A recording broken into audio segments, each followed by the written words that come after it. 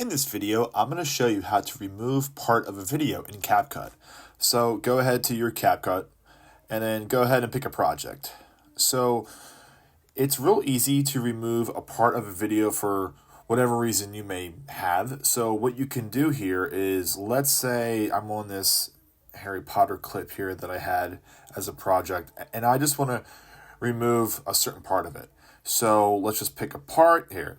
There you go. That's a good one. So I want to remove this part here. So let's go ahead and go right before the part starts. And I'm going to click the video. That way I have it selected. And you just want to hit split. So we're going to fast forward through that part here. Oh, there we go. Right here with Vernon Dursley. And I'll go right past where it changes. And I'm going to hit split again.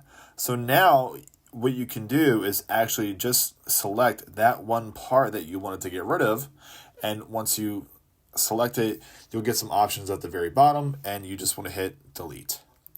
And there you go. It automatically deletes it, and then it merges the other two clips together side by side, so it's right next to each other, so there's not some weird black part or some empty space in between your clips.